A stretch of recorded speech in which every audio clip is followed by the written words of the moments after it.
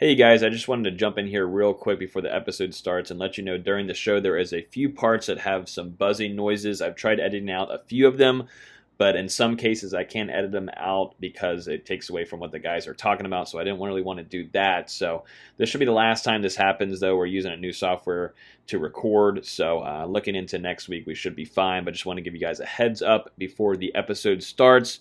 Enjoy the show.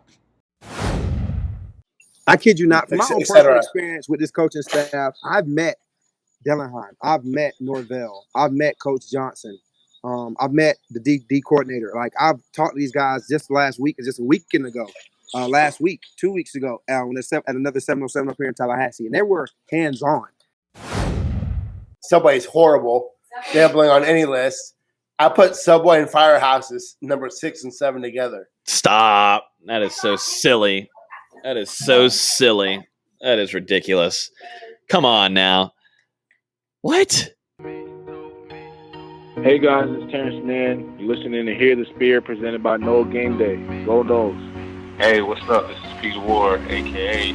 P-Dub, in the house. So we're listening to Hear the Spear, presented by No Game Day. Go Live, go Noles. Hi, this is Charlie Ward, and you're listening to Hear the Spear, Go Noles. This is Terrell Buckley. You're listening to Hear the Spear, presented by No Game Day. No Bloody. But perhaps better known as the greatest corner to ever step on a football field, Deion Primetime Sanders. Great Deion Sanders, my brother. What's going on, man? I could wake up to that greeting every day, man. That was awesome. Hello, Noles fans. This is former Seminole Derek Brooks, and you're listening to Hear the Spear, presented to you by No Game Day. James Wilder Jr. What's going on, James? Thanks for having me on. FSOD, Florida State or Die, and go Noles. William Bar None Floyd. Gentlemen, what's up? Yo, what is happening? This is Logan Robinson from Hear the Spear, presented to you by No Game Day. We are here on this wonderful Thursday evening here in Tallahassee. We're kind of all over the place. Charlotte, down there, and where are you near, Nate? Tampa area? Bradenton. Yeah, that's right. You're right near IMG. Los here in Tallahassee with me. We're here to talk a lot of Florida State football, a lot of recruiting, a little bit of basketball too. Austin's got some updates there. Terance Mann is also blowing up. Florida State is back in some workouts. Jalen Ramsey changed his number. Derwin James is back in full go systems. Omar Graham, maybe a commit to watch out for this upcoming weekend. Latest on Destyn Hill. Boston College is copying uniforms. There's just a lot of stuff to go over. Let's jump right into it. With me this evening, Austin Veazey, our lead basketball writer, up there with me at the top. Nate Greer at the bottom right corner with a weird name down there that I don't understand, saying Karlos beats Logan by 20 yards. That's just not going to happen no matter what. But Nate Greer, lead recruiting insiders in that crib. And then Los making his comeback, baby. Los is back in the club, man. We're just vibing out tonight. We're going with all the stops. What's going on, gentlemen? How we doing? Good to see you, Los. I know we talked a little bit in production meeting last week. Just busy, man. Things been busy. The new training program is going amazing. At least 18 clients. It depends on the day. I mean, from ages from 7 up until 23. I got a couple semi-pro guys, a couple guys getting ready to try to walk on to Florida State. A kid getting ready to go into TCC. He just wants to train and stay in shape. A guy that's playing at FAM, a couple semi-pro guys. I mean, a lot of kids. So it's going well, man. It's really, really heating up. Getting ready to get some ideas, brainstorming about a 707 coming soon in August. I got a 707 I'm getting ready to build coming up soon in August. So, and things are moving now. Just being blessed right now. How you guys been? That's great, dude. And you got to talk about the body armor real quick, man. Oh, so I went to a camp last weekend with a great friend of mine, Balin Trujillo. He runs and owns. He's the CEO of Advanced Quarterback Training.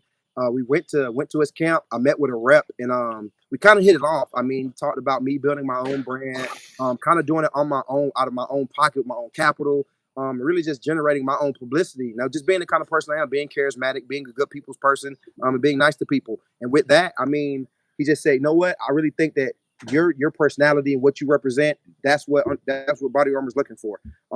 You giving back to kids and you wanting to build from the bottom up is what Body Armor is all about. And so, I mean, going back to my high school, being the coach there, being the director of athletic development, I mean, that's a crazy hire. So, I mean, a lot of things are turning, but Body Armor was a big one. Racetrack, the official racetrack Instagram liked my post, and that is crazy. Like, they're paying attention. So next is Publix. I hope Publix jumps on and likes it real soon. For Same. pub subs. Yeah, I would be right there with you. Shopping's a pleasure.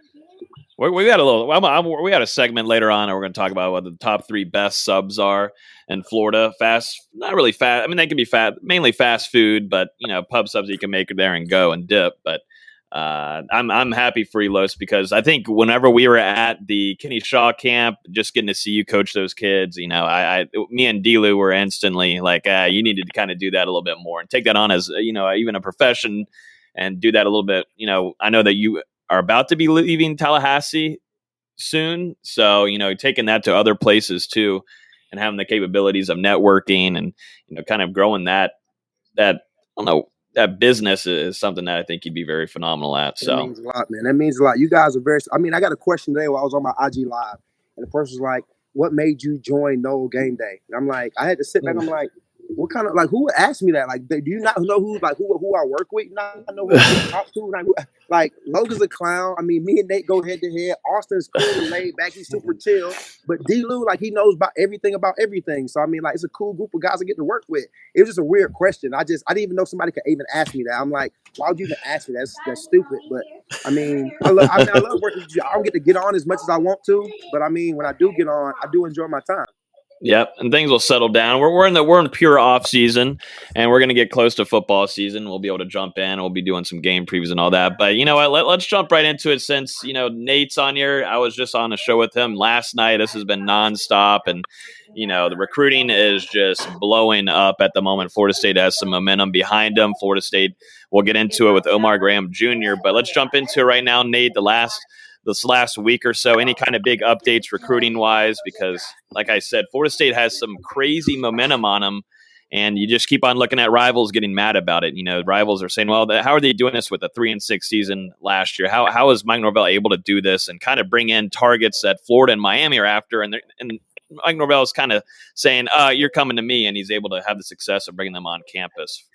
I do kind of wish Dustin was on here to kind of reiterate with the kids he talks to, but like I said last night on the Mark Rogers show, is they're doing well because of the staff's ability to connect with these recruits. So, one thing that was talked about early on before COVID last year was, these recruits coming on campus and being blown away with, Norvell's presentation and just his presence and his ability to, for these kids to just get along with them. So, that and Florida State still holds weight as a name despite what's going on.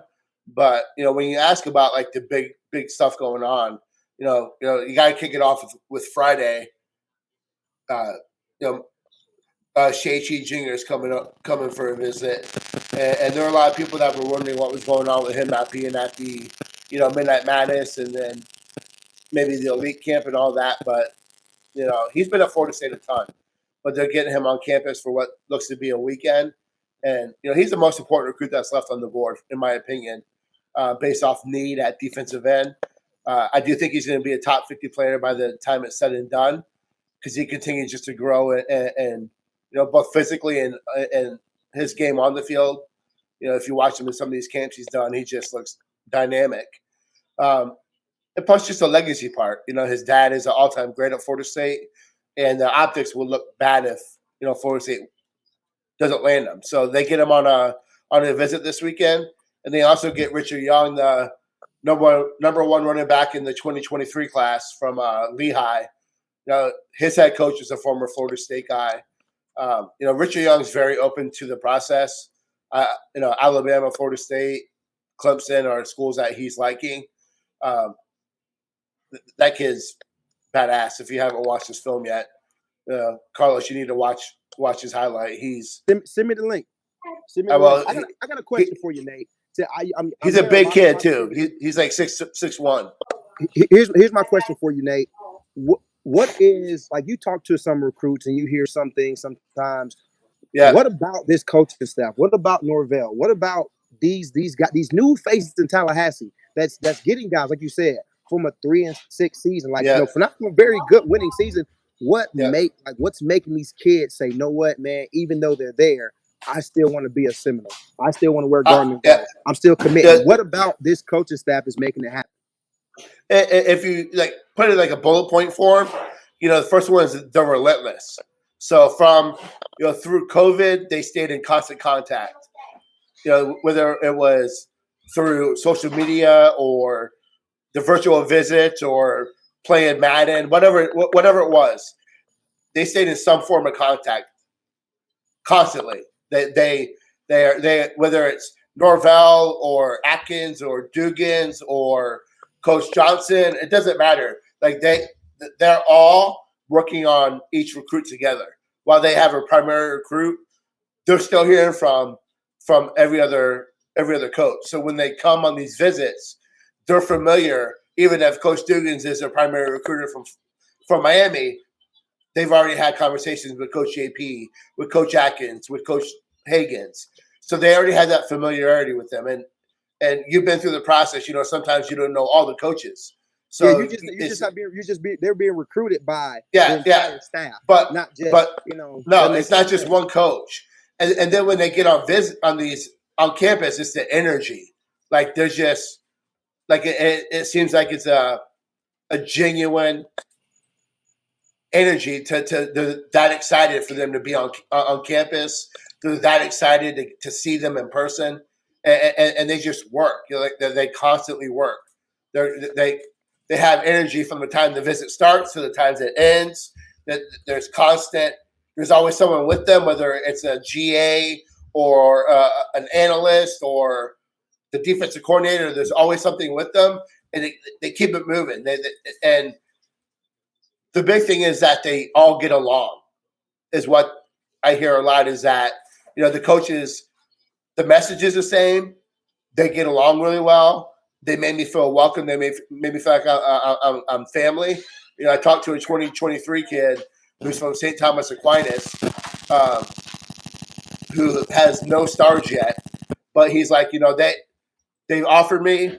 They're the first big school to offer me, and that holds a lot of weight with me. And they treat me like I'm a 5-star, even though I have no stars. I'm not on any recruiting site, and just the way that they present to me and the way that they're recruiting me, despite that no one knows about me, says a lot.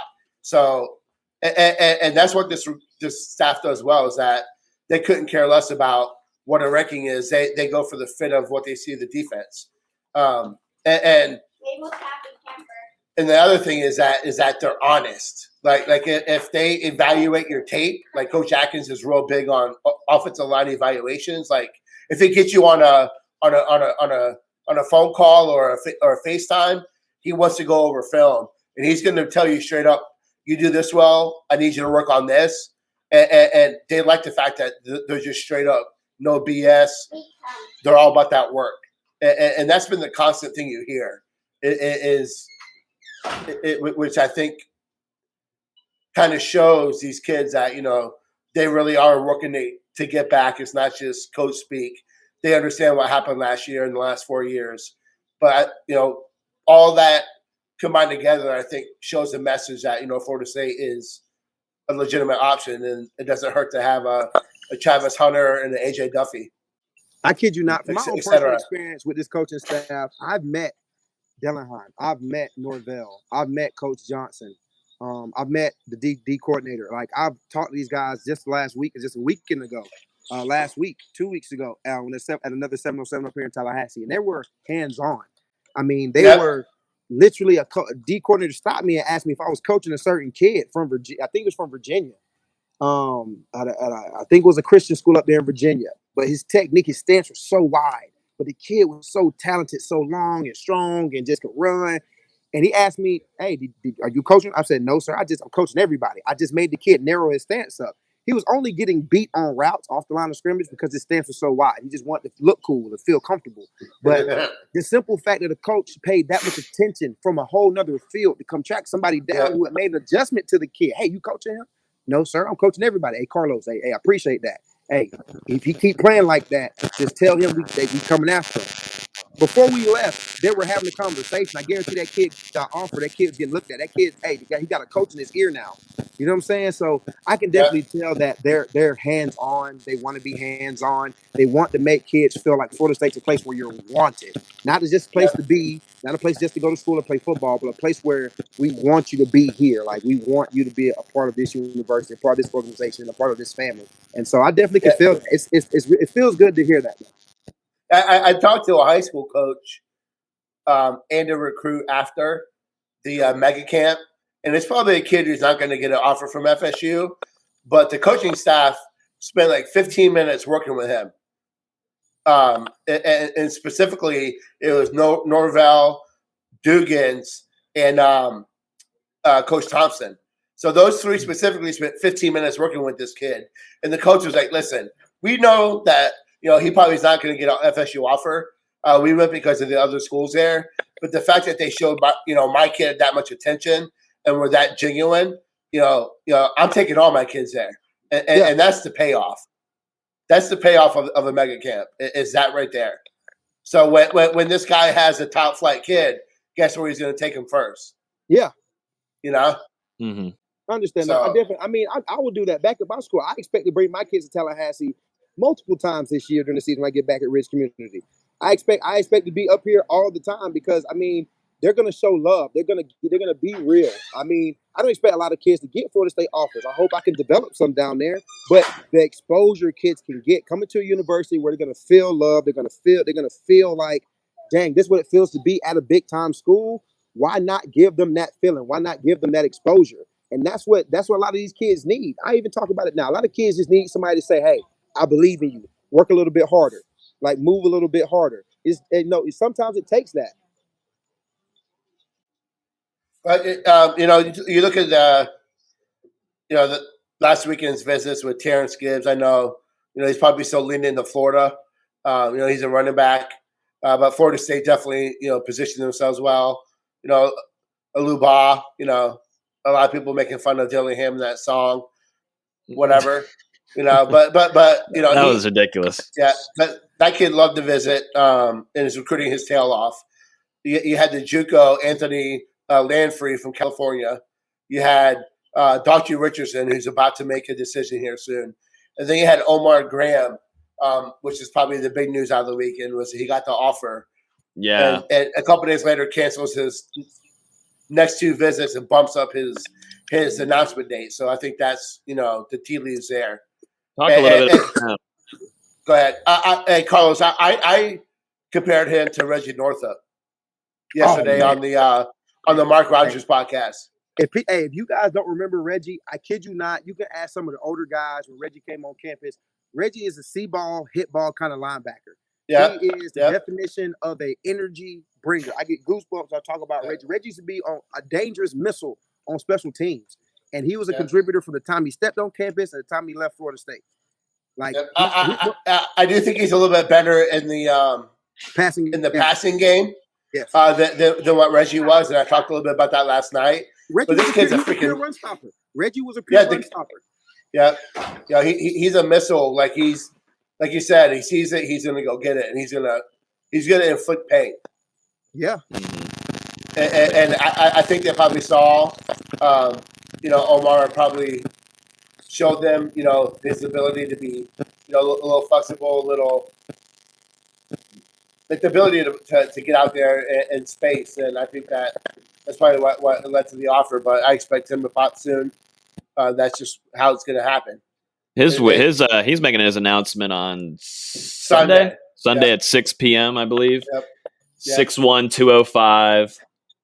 Big boy. I like the comparison that we talked about on the Mark Rogers show, but that comparison to Reggie Northup being a hard-hitting kind of guy, that same build of being a middle linebacker fits him very well. That kind of he looks like his build-wise is a little bit like Reggie was coming out of Jacksonville. Mm-hmm. Reggie might have been a little bit more rocked up a little bit, but they have that same kind of frame. Mm-hmm. Really balanced as a linebacker frame-wise. So I think that would be a good fit for Florida State. Committing soon, you have Keyshawn Sapp. I think Florida's made a run there. I think Florida State was an odds-on favorite, but I think Florida's done a good job there, getting him on campus quite a few times. So I think that's going to be a little bit more of a battle than we think. You talk about Omar Graham, you talk about Dachi Richardson. I think he comes home and goes to Florida State. Kenai Charlton's been at Florida State now like 7 times. And then you have Bishop Thomas, the defensive lineman out of Central Florida. So I think those are all guys that have been Tallahassee a ton. And those are all guys making decisions within the next 2 to 3 weeks. So hey Nate, yeah. Let me ask you a question, Nate. You're big in the recruiting game right now, Nate. Yep. Give me what position do you think is going to take recruiting wise to put Florida State back in top 10 contention in like within the next 2 or 3 years? What group is going to do it? Because we're recruiting great talent across the board. I really can't tell you what group is going to do it. I think it's 2, to be honest with you. I'm going to eliminate the receiver room. No, I think it's too far gone, too far young. I think the quarterback room is going to take Duffy, or what I'm saying, it's going to take a new face to come in and truly develop under Norvell. I think that's going to take some time. Running back room is pretty established. I mean it's pretty zeros ball. I mean it's nines ball to get. I mean, so you got to kind of dip and dab in that. I think it's going to be all defense that really changes Florida State. I think it's the secondary is going to have to really step up and make a play, and the defensive front. I think it's an offensive line and defensive line. I think it's those 2 positions that Florida State hasn't done great. And I think on the offensive line, they've done a great job building their board. Julian Armella's the number 1 tackle on their board. But you look at a guy like Elijah Pritchett, who they've done an amazing job with, had him on an official visit recently. And some think that he may be better long-term than Julian Armella. You have a guy like Dachi Richardson that could develop into a tackle. Their board has grown significantly across the whole entire offensive line. So I think Coach Atkins has done a phenomenal job. But I think you kind of hit it too, was that defensive front. They don't have a guy like Timmy Jernigan. They don't have that true interior. They don't have a Marvin. They don't have dog. No. Think about this at Florida State. No. I play with Jacoby McDaniel. I play with Anthony McLeod. I play with Eddie Goldman. I play with Jimmy Jernigan. All those guys were poster guys. Mario Edwards. You know what I'm saying? I mean, I play with poster guys. Even Brian Burns is decent poster guys. They were face guys. Those are guys you put on your calendar when you make the big ass posters. Like, those are the guys. We haven't had one. And even Marvin's play wasn't even matching the hype he was getting, and we already talked about it. So, like, who's like? You're 100% right. Is Jermaine Johnson that guy? No, is he that guy?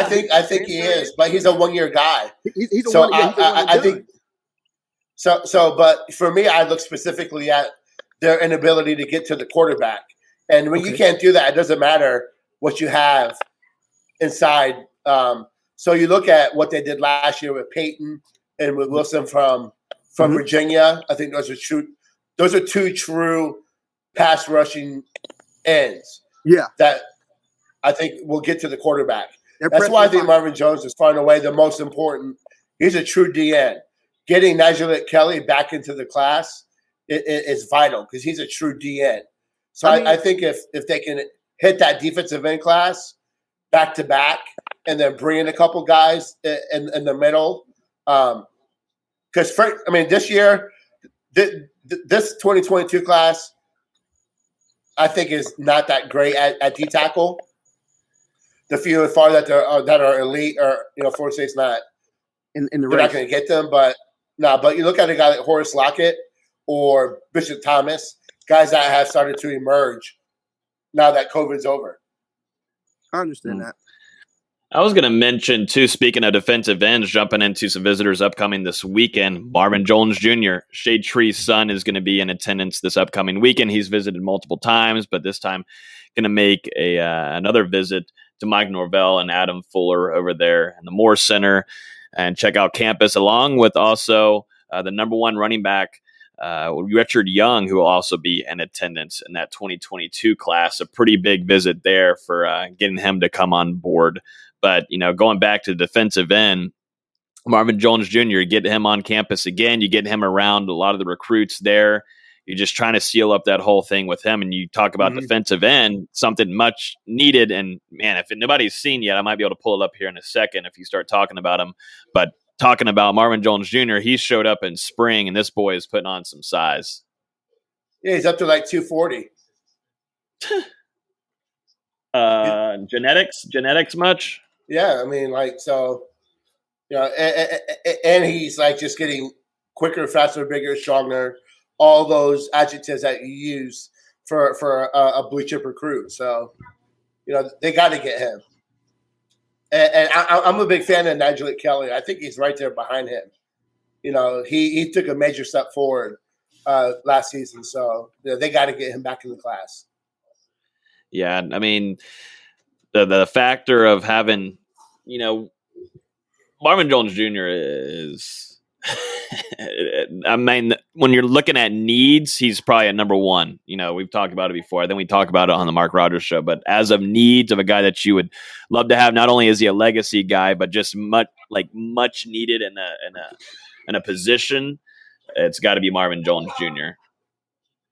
Yeah, the top three most important, like I said last night, are Jones Jr., Kevin Coleman, and Julian Armello at this moment.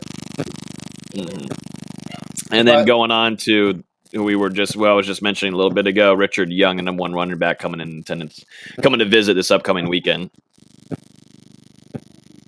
Yeah, that's someone whose coach told me specifically that he needs to see some productivity from FSU, some improvements in order to continue to consider them an option. So, I think you get him on campus, wow him like they've been able to do all these other recruits, and he's going to be when they got to produce on the field. Is it just me, or am I the only ones hearing that zapping noise? No, you're not. I'm hearing a zap. There you go. Now it's gone. It might have. You're good. No, you're good. Let me see. Let me move on to a few other things. I think that's pretty much wraps up recruiting for right now. I believe nothing else too crazy. I wanted to look at something real quick, something funny to look at. So Boston College released their new uniforms this week, as of I think really today, and they look about as identical to Florida State's. At least from Florida State's jerseys. I don't know which years they were, but I mean, look at these. They look almost. I mean, this definitely looks. Whenever these two face, I don't know how they're going to do it. Someone's going to have to put on like glow in the dark, and they're going to have to play at night or something. Someone's going to have glow in the dark uniforms to make it look a little bit different on the field. But these look almost. It's just getting closer and closer to identical. They just don't have the travel patterns on the sides there. Yeah, they look like the pre-2014 jerseys. Like, I don't know when they started for Florida State, but they look so similar. The gold on the pants is a little bit brighter, or a little bit darker, I should say. But other than that, they look so identical. I know a lot of fans were upset yesterday. Or I guess this morning, whenever it came out. Do you like them, Nate? I kind of think they're really basic, but the color scheme is very Florida State-ish. Yeah, no, it looks really close. I mean, looking at Florida State's, I mean, getting rid of. I wish Florida State could get rid of the tribal on the sides of their uniforms. I mean, most fans have wanted Florida State just to wear their practice unis and they're practically their practice jerseys to games, and I think that would be completely fine with that. But as long as you have white numbers. But yeah, Boston College. I saw someone tweet saying, if these Boston College unis look like this, just go ahead and sign me up with Adidas. But they didn't turn on the replies. They didn't allow replies to happen on Twitter. They probably would have gotten shot down. I don't blame them. I'm not a big fan of Adidas. Sorry. This is the first Adidas jersey that's looked good in 10 years. Yeah, nah. Not gonna happen. But yeah, Boston College What are we doing? What are we doing here? Come on. Moving on here from that, Florida State just recently today released some info. A lot of people, this is probably the number one most message thing that we get on social media is updates on tickets. So Florida State most recently, as of this morning, released some information on ticket sales and single tickets and when that will become available. They're doing another 2 to 3 game package deal again. I'll bring it up here on the stream for you guys to see. But important dates to know: the season ticket holder single game tickets are available on June 17th, which is as of today.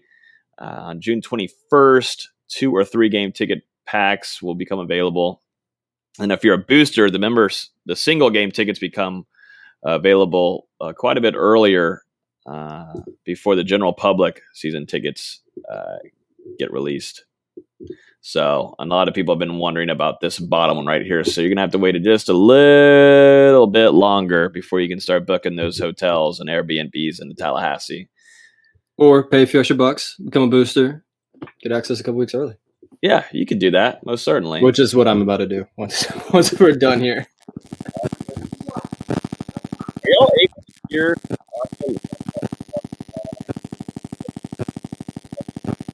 Hold up. If you're able to hear this. If you're able to hear this. I don't know if you are or not. No. So you can't hear that? What?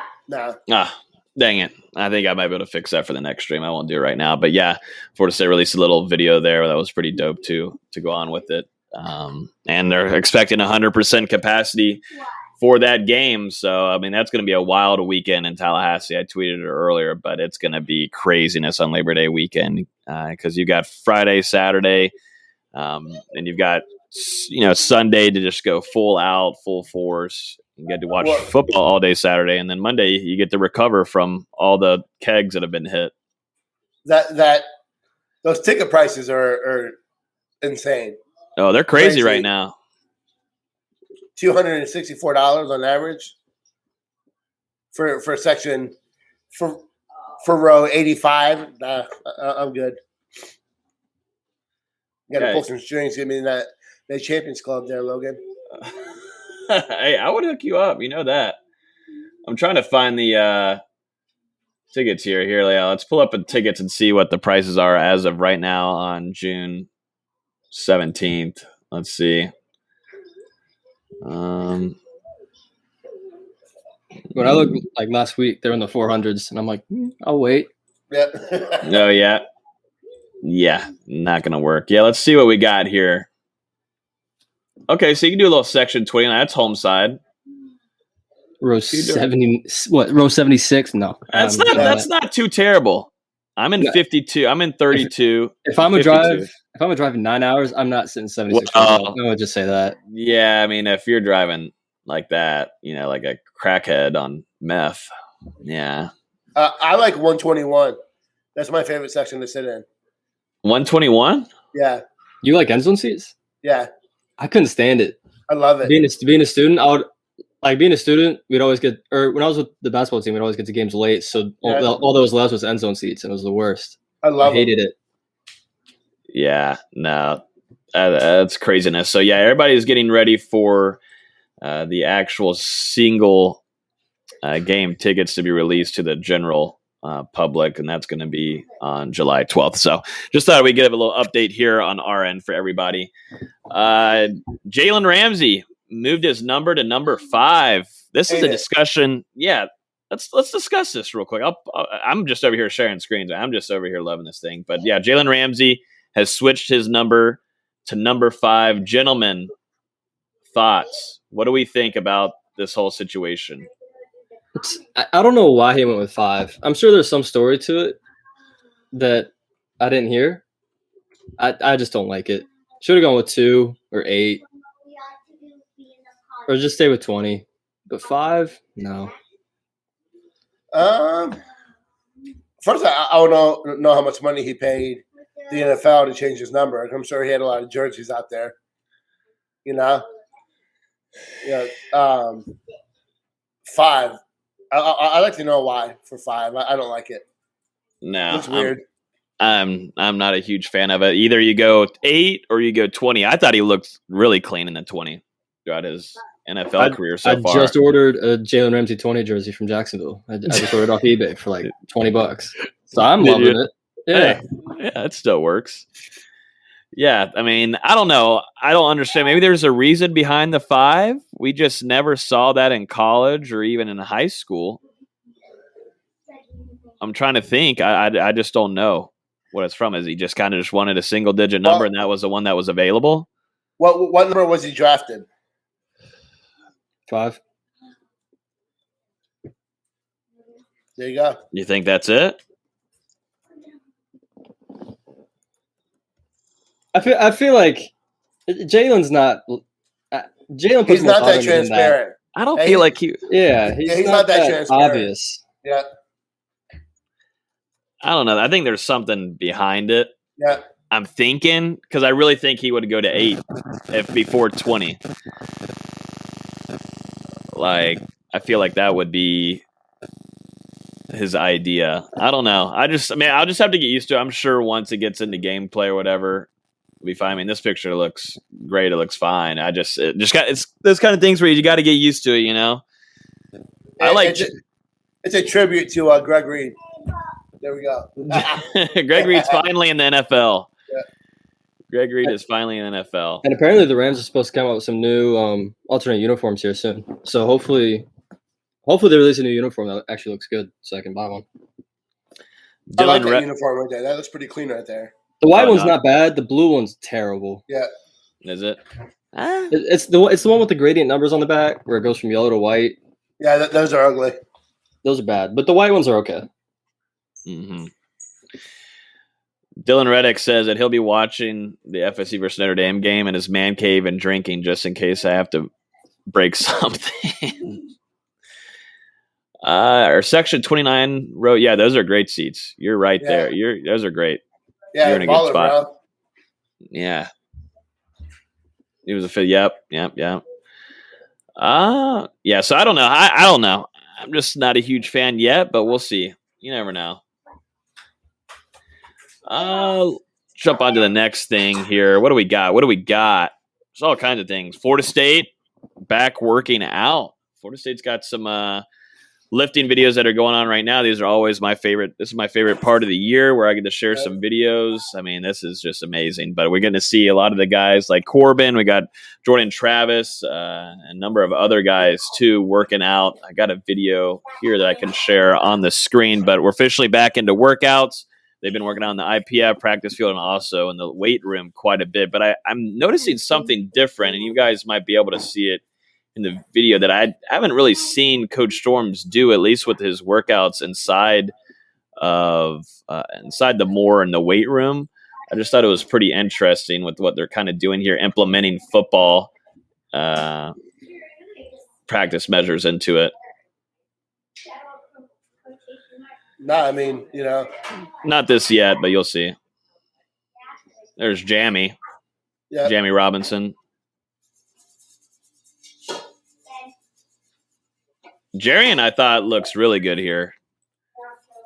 There was some kind of talk about Jarian, and, there was a tweet that he put out that he recently deleted saying that he is looking for a lease. And so what actually is going on, Jarian was looking for someone to grab his lease, so then he's actually moving in with Brendan Gann, and so, FSU Twitter did its thing and was freaking out and blah, blah, blah, but Jarian kind of shot that down and said, hey, man, I'm just trying to move in with Gant. But I thought Jarian Jones looks pretty good right here. Yeah. He had a really good spring. So yep. He's healthy. Yeah, healthy is a big thing for him. That's Fabian, if I'm correct. That looks like that does look like Lovett. James Blackman? I'm just kidding. That looks like Blackman. It does. Here's Jay Trapp.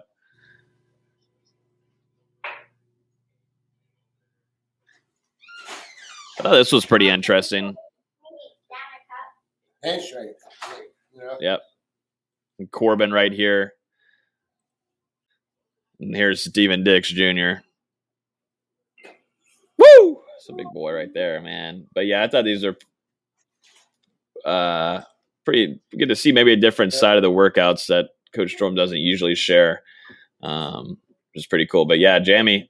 I mean, Jamie showed up in great shape. Whenever we saw him, me and Delu went to the spring scrimmages. I mean, he looked in phenomenal shape, and it looks like he's just even getting a little bit better. But he looks like he's going to be looking fine for fall camp.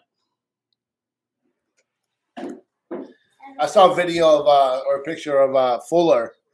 You know, he needs to move inside. He looked pretty good. Fuller, yeah, I know. There's got a few things on here. Yeah, Fuller, I thought had a really good spring. You know, I was there for all those scrimmages, and I thought in the spring game looked well. But I mean, I thought he's in so much better shape than he was, and he's gotten faster. I mean, I thought he killed it this spring. He was one of my top 5 guys. He needs to move inside to a 3 technique. Think so? Yeah. Yeah, I mean that's what I thought last season too. Let's see, we got some more. There's Estes. The kid's a strong matchup, man. He's actually strong too. Yeah, what was Estes? You were close with Estes during his recruitment. You know, that man was. He likes the weight room. He's like addicted. And this is Burrell. Another guy who likes the weight room is Joshua Burrell, true freshman wide receiver. This cat can lift. Definitely, he's so strong in his legs. This is front squatting. Those are 245s and 225s. 275? Light work. Yep. Front squatting 275. This is Corbin. Shoulder work for Dix. Looking good, so keep working. It feels good to be back. It feels good to be back in regular workouts, man. Football is finally making its way to us. I was just noting on here, Derwin James is fully back. There's just a lot of videos from the Chargers out there, but seems like he's back and 100% ready to rock. I mean, he looks great. That's one of your favorite guys. As long as he stays healthy, he'll have a great season. Yeah, I mean, Nate's getting bit. Please don't get bit by the Chihuahua. Nah, Derwin, I think is. Man, if he could just really just stay healthy, and then now you got Asante Samuel Jr. too, man, it's just crazy how many Knowles are over there on that West Coast right now. But that DB, that defensive backfield, and the coach that they have too, I think if everything goes well, Asante should have a really good year, and Derwin James should, solidify himself as being maybe a comeback player of the year, because there's so many players that will talk about him. They have so much respect for him, and he hasn't fully played really.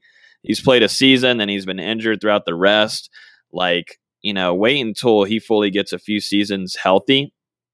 I mean, the respect even goes up more and more. I mean, he's just so gifted.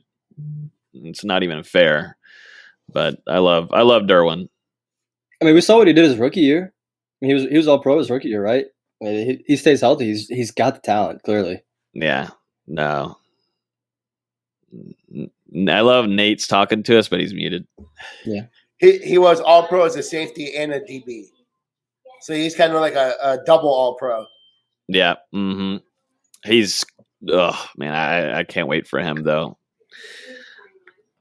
I wanted to bring this up because I thought it was pretty interesting to me. I thought we'd go through real quick, kind of like we did last season and last offseason, kind of go through a top 3 favorite and top 3 that we hate the most. But top 3 fast food subs, and I put out a tweet earlier today listing my top 3, which I think is about as accurate as it gets. I hate Subways, so if anybody brings up Subway, please leave leave whatever you're doing and go try a real sub, and don't ever eat that kind of mess. But yeah, top 3 subs I put down. Let me put down real quick. Pub subs, number 1. If you live in Florida, you know about this. If you live down in the South over here, but definitely Florida, you know about pub subs. Always going to be number 1. Number 2, Firehouse, which I don't know. Dustin says Firehouse is disgusting. They're garbage. The Firehouse is okay. You got to get Firehouse is garbage. Firehouse sucks. Firehouse is becoming Subway Part 2. Stop.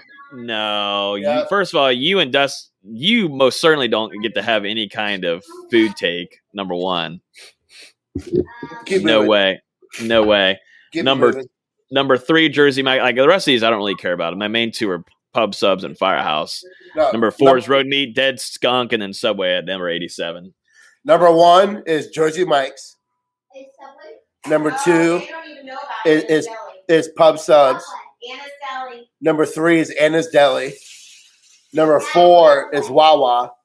Number 5 is Jimmy John's. Number 6 is Subway. And hell, Subway is horrible. Gambling on any list. I put Subway and Firehouses number 6 and 7 together. Stop. That is so silly.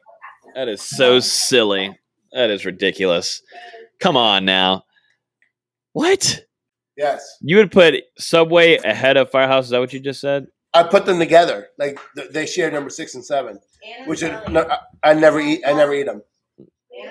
I think a lot of people don't get to have any kind of takes on subs if they just put cheese and meat and mayo on it. And I feel like that's what you do. No veggies, no kind of good sauces, no spicy sauce, no spicy mayo. I do mayo and cheese. That's it. Toasted. Which is not it either. I'm gonna let you know now. No. Which is not it. I've never had. Maybe I have, but wait. Dustin was too sick to come on the podcast. Yeah, I don't. But he's replying. He's replying. Yeah, I don't think he's sick. I don't think so. I think it's crybaby. Yeah, I don't think he's sick. I think he was kind of faking that. I think the fiance said, "No, not tonight. I'm sorry, ma'am." There you go. Here's a good question. He's probably sitting on the toilet, watching it. I mean, am I going to get my 3 in? Gonna get what? Am I going to get my 3 in?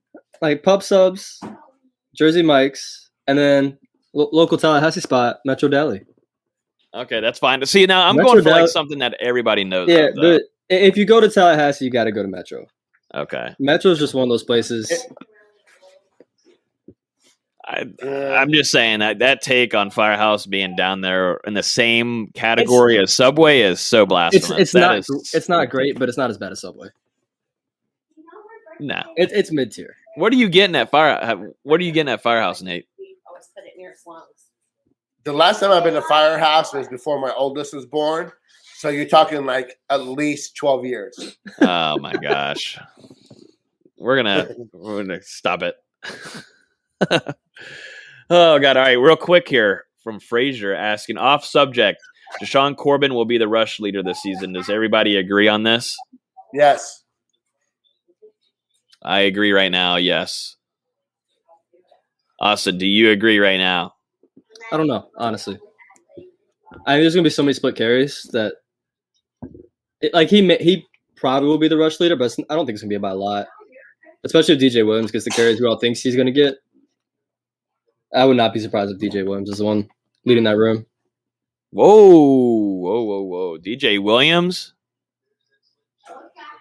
DJ Williams leading it in the rush yards? I can see it, especially if he shows up like we all think he can. He's got the talent. I think he's going to spend the first few games as the red zone guy. The inside the 15 kind of guy. I think it's utilize Corbin more in like this passing game and use him in the backfield. I think at some point in the season, definitely early on, I think he might lead in touchdown numbers or behind that whole stable there, that depth, that position group. But I don't know. I'm mixing between Corbin and Toa Philly. There was a question on here talking about Toa Philly earlier, but I think Toa Philly has a big time season too. It depends. I don't really know if he's going to put on some weight. I don't know if it's going to work or not, but I think it's going to take a little while. But Toa Philly, I think, is the most gifted running back in that room right now, along with Treshaun Ward. I don't think enough people are talking about him. I don't think Treshaun Ward is going to lead. I don't know if he'll get enough PT or get enough reps out there to lead in rushing, but Treshaun Ward is someone that you also shouldn't sleep on. He steals carries. Yep. I bet he has at least over 100 carries. I can see it. I mean, he looked phenomenal. I mean, the whole locker room respects him. He said he's very talented. It's just been things kind of in the playbook that has hindered him. I think he gets 4 to 5 a game. He's on scholarship. And we'll see. Mm-hmm. Yep. This was something that we definitely do need to bring up, though, because we almost forgot it earlier in the quick hitters. But most recently, Stacey Wilkins, Oklahoma offensive line transfer, has said that he'll be visiting. He's told Dustin that he will be visiting Florida State soon. Seems like he might be the first school. It might be the first school that he visits. And this is a pretty interesting development after Florida State lost to Notre Dame with trying to get Kane Madden, and now just about a week and a half later, Wilkinson enters the transfer portal, and you're kind of looking at, wait a second, I've always wanted an offensive tackle, and whoa, maybe a former four-star recruit went to Oklahoma. The thing lacking right here now, though, is the amount of playing time that has happened. It has been very minimal. Any kind of first thoughts on this one? Because there's a few other schools. The main one to look out for here is Arkansas.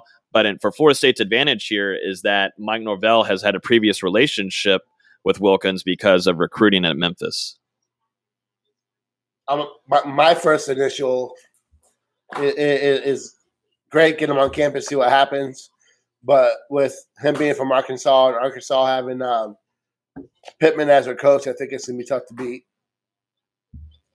with what he did at Georgia. And Arkansas's offensive line was, I would say not significantly, but much better than the previous year with him. So I think they're going to be tough to beat.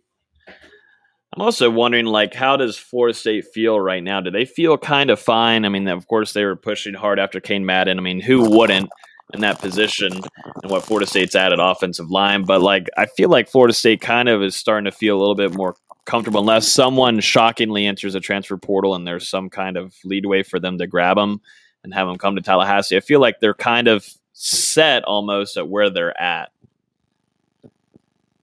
You can never have enough offensive linemen. I mean, we've seen it the last few years. One injury. So, and they're screwed. I think at worst, you if you get them, it pushes guys that you don't want on the field, like we talked about with Madden. Same thing. It pushes guys you don't want on the field, pushes them further down the depth chart. So even if he doesn't come in and compete right away for a starting spot, even if they feel good, he's got 4 years left. So, he's definitely would be, down the road, multiple year probably contributor. So you have to go all in on him. So. Well, we haven't talked about this guy in a little bit, but I know you're excited. You were close with him during his recruitment, Nate, but Corey Wren, might not be talking about him a lot. Might be a sleeper guy. Had to deal with injury last year that kept him on the sideline for majority of the season, his freshman year. But elite speed, can catch the ball. Got to see it a little bit in the spring, also in the spring game. Corey Wren.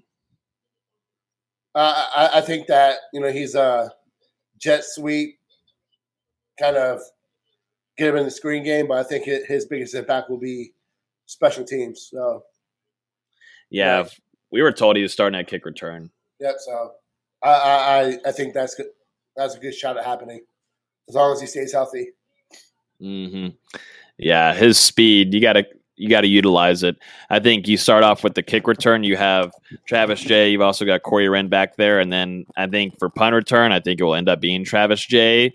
And then I think it'll kind of just be the swap of those two back there.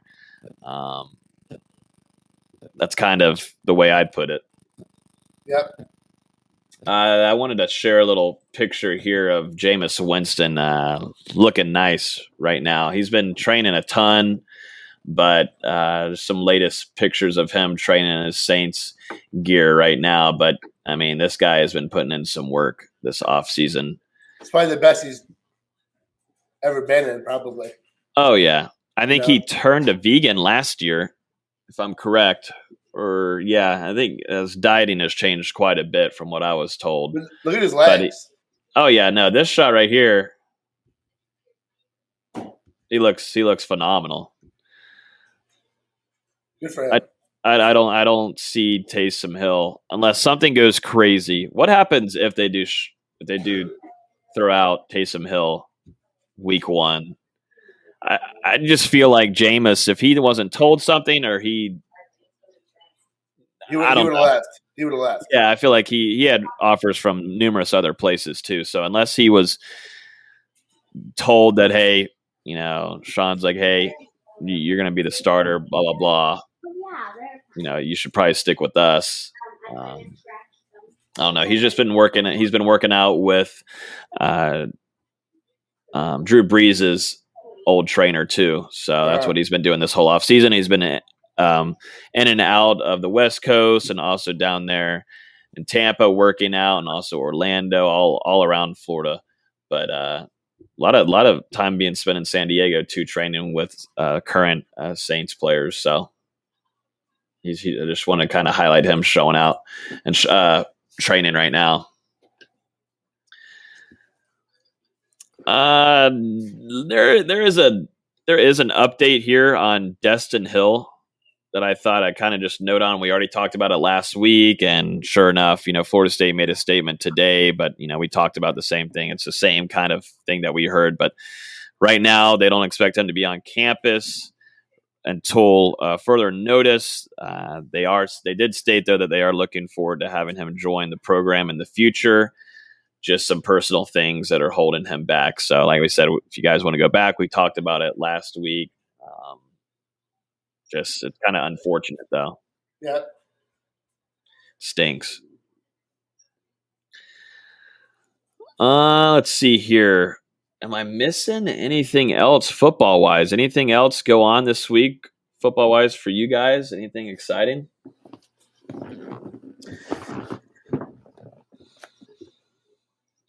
Dang, that's crazy, guys. Y'all are awesome. I mean, I'm the wrong guy to ask about that. Golly, y'all are awesome. We'll definitely keep our viewers on here. Let's jump into some basketball. I know if Los is on here, he'd have like 5 things, but Los left us. And then we were also supposed to have Cam Davis. Sadly, this man is training all the time. 2024 FSU running back commit was going to join us tonight. We're going to move that to next week.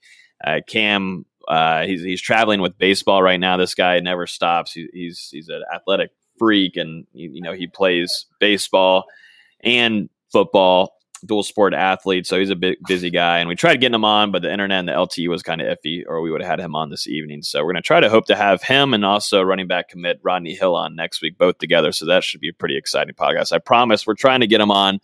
It's just tech stuff going on and scheduling. It's not so easy. So right, we're going to try. We're trying to next weekend. But any kind of the latest here, Austin, on basketball? It was fun seeing a lot of the Terance Mann tweets last night. I woke up to. You want to pull up the video?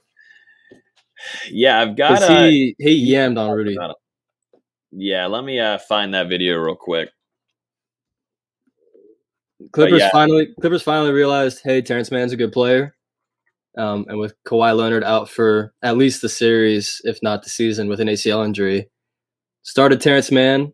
Puts up 13 points, 2 rebounds, 2 assists, 2 steals, and most importantly, plus 15 in an 8-point win. He was second on the team in plus minus, second to Marcus Morris. They're finally realizing, hey, Terance Mann's this guy. He brings the attitude, and we see he should have taken the shot, first of all, but he made up for it. He made up for it. And as Coach Jones and Coach CUI would always say in practice, if you're going to go up strong. Otherwise, it's going to be going the other way, and he went up strong. Ridiculous, man. I didn't even see it last night. I was asleep. That was such a late game, but I woke up in the morning and saw all the tweets. I'm like, what is going on? What did he do? And, now I know. I mean, it's just a great play. The great thing about these Clippers games is when they've been playing in LA, there's so many former FSU guys out there watching Team Man. The last couple of games, Fiondu Kabengele been out there, Devin Vassell's been out there, David Nichols, all been out there watching Trent and Team Man play each other in the playoffs. Oh, that's awesome. Love seeing that. That's really cool. And it was Trent's birthday this past week too, so they're all hanging out. I wonder why I didn't take that shot. He should have. He absolutely should have taken the shot. But he made up for it. Defensive Player of the Year in a big ass game in a big moment. You know, like I said in my tweet, I think he has cemented himself as a player. He's going to make himself some money. Yep. This next contract. Next year's a contract year for him. He's going to make himself some money. Yep. Actually, no. Does he have 2 more years? Yeah, I think he has 2 more years on his contract. But either way, he's going to make himself some money on his second contract. Good 3-and-D player. He's improved his 3-point shot a lot this year. Shot 40% from 3. And we all know the kind of defender he is. That's a former Hear the Spear alum, baby. Doing work. I love it, man. I loved it. This shot right here is my favorite. Look at Look at his face. Look at this. He just yams on a 3-time Defensive Player of the Year. No big deal. Yeah, no biggie. Oh God, I wish that was in LA with the fans there. They're fans. Yeah, I do too. But you know what's even more funny though? It's there, and I guess he's always been this way, but I feel like he's a lot more expressive. Oh no, he's always been in the NBA. He's always been expressive. Don't let Tallahassee fool you. And you know the shadow of Leonard Hamilton being the face of a program. Terance always expresses emotions. Also, let me ask you a question. So you're close with Terance, right? Not as much Terance. Trent, yes. Well, so why do you think it took him so long to get in the rotation? Part of it's just you know more about ball than I do. So. Part of it's just politics. A lot of these coaches don't play young guys early unless it's Luka Doncic or a Trae Young. These second round guys, it's so tough for them to break the rotation. If you go back and listen to Jerry West after they drafted Fee and Terance in the same draft, and Jerry West was talking by the end of the season he's going to be an impact player for us. COVID happened, things happened. He didn't get to play right away. Jerry West was super high on Terance. Yeah. And Terance had to work to get drafted. He went to the Portsmouth Invitational, went to the G League Combine, then got the NBA Combine invite. He had to work his way to get drafted. And when he did get drafted, he's been making the most of it. At first, he was looking at a 2-way contract, goes to the Summer League hoops in Vegas, had a phenomenal performance in, the 10 days in Vegas, got the 4-year guaranteed contract, which you very rarely see. Mm-hmm. And he's just been grinding. The Clippers have needed him because they need that slasher, considering they don't have a true point guard. And he can facilitate being 6'5" and a good ball handler. It's just politics with these second round guys. I mean, he was a big part why they won Game 7 in the last series. Yeah, I don't want to talk about it, but yeah. Yeah, I know it hurts for you, but he's a big reason why I think they win that game.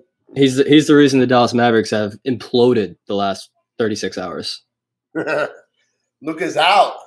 No, he's not. Luka's out. He's out. Not.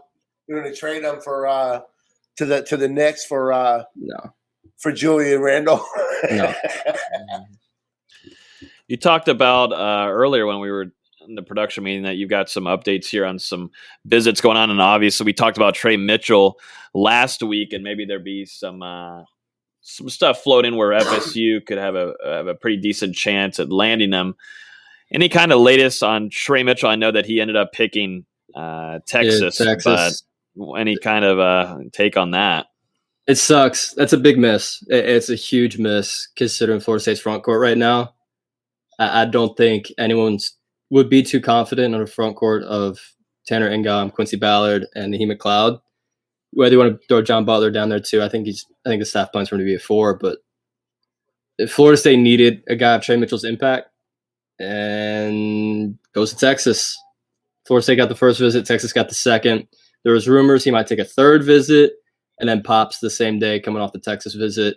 It sucks. It really sucks. Florida State needed him.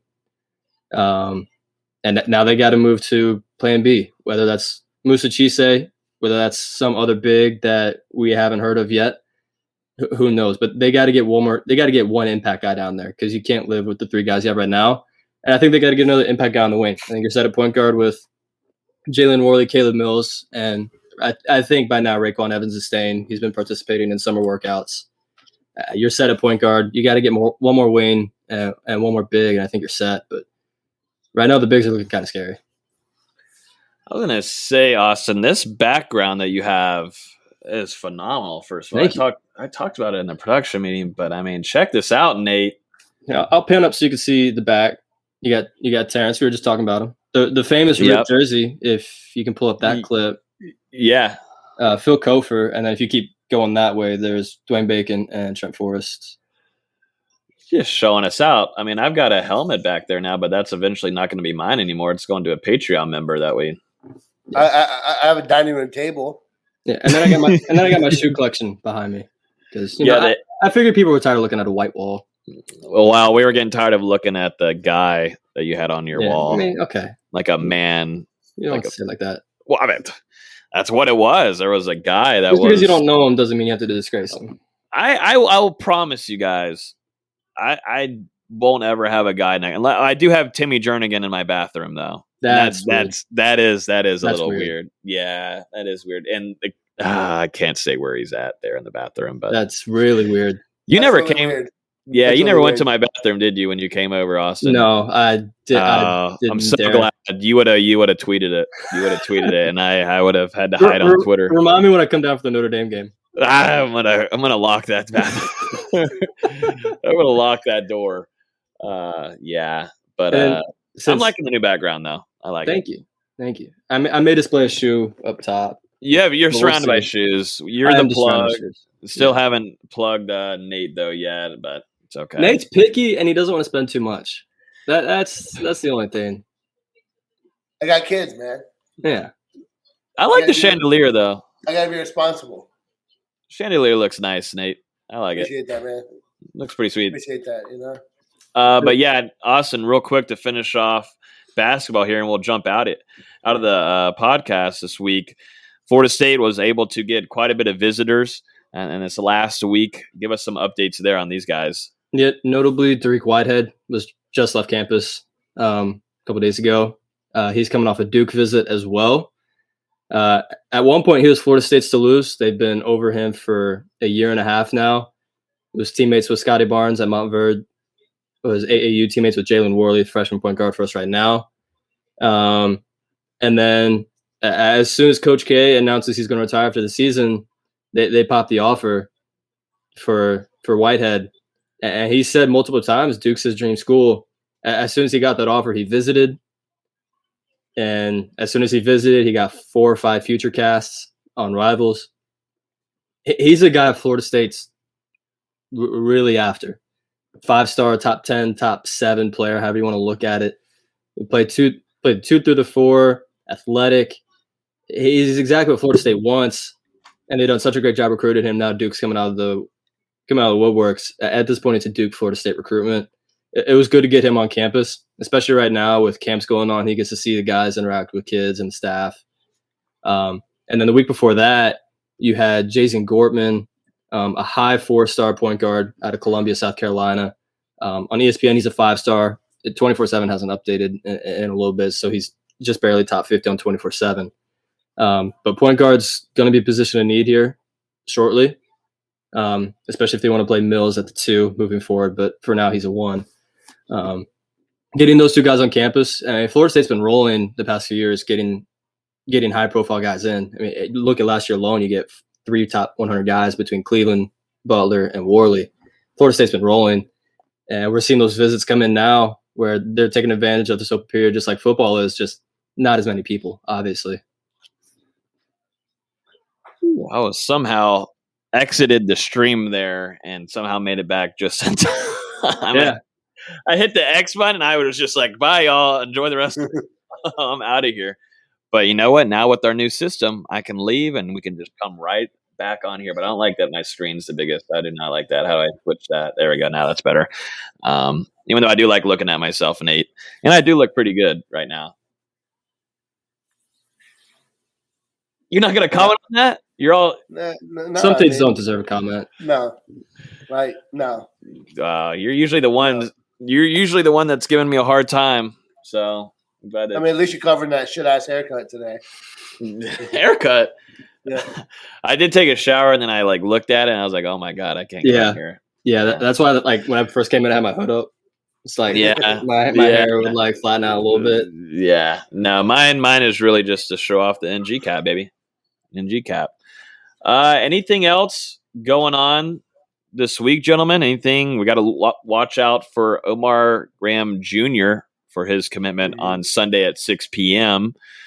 Marvin Jones Jr. is going to be in attendance visiting Florida State, along with the number one running back in the 2022 class with Richard Young. So 2023 running back. So another busy weekend for FSU and recruiting that way. And along with basketball is kicking up too with some recruiting stuff going on. So it is nonstop. Dustin wasn't here with us. We had Karlos for 10 to 15 minutes before his phone died. We're trying to get a full show. We'll eventually get a full show soon, but it's kind of tough during the summer and family and trying to. It's off season, man. Off season, man. It off is. Season time to relax, you know. It is. We do go nonstop throughout the whole season, from all the way August to February, practically. So it's kind of break time a little bit. Got to spend time with the family, enjoy it. And COVID-19's kind of slimming down. There's a lot more things to do, so got to enjoy life. We were all stuck in this house, and I was stuck having to talk to Nate 24/7. It kind of blew. Woo, tell me about it. You're gonna try to go get over to IMG soon, aren't you? Yes. Oh God, something's zapping now. Oh, there we go. Let me go and end this because we lost Austin too. I've exited the stream once already, and Nate's microphone is zapping into outer space. But as always, thank you guys so much for listening. If you're listening right now or watching still, or if you're on YouTube, whatever, if you're on YouTube, we would definitely appreciate if you just hit the like.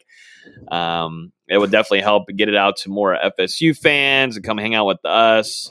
It helps a ton. As always, you can listen on iTunes, Google Play, Spotify, and like I just mentioned, YouTube. If you're on YouTube, also hit that subscribe button too, so then you'd be notified every time we release a new episode. The episodes are always available on late Thursday night, Friday morning for you guys, so you can listen to it if you just are coming in late.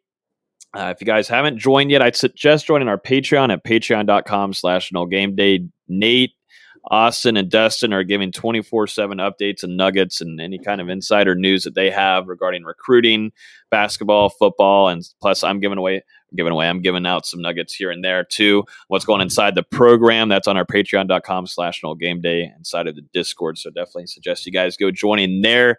As always, we definitely appreciate you guys hanging out with us live on the shows, on the live shows. As always, appreciate you. You guys are awesome. Y'all have a great rest of y'all's week, and we will talk to you guys next Thursday at 8:30. You have one more thing to say, though, Nate, that you're missing, and I can't believe you haven't even mentioned it yet. I was waiting my turn. You know, I just want to shout out Travis Hunter, best player in the last 3 classes. So continue to do that work. You know, great things happening for you. Come on the podcast, please. Yes. Trying. When it happens, it's going to be a million views. I'm telling you. It's going to be a party. All right, everybody. Y'all have a great rest of y'all's week. And we'll talk to you guys on Thursday evening, 8:30 p.m. Eastern. Peace.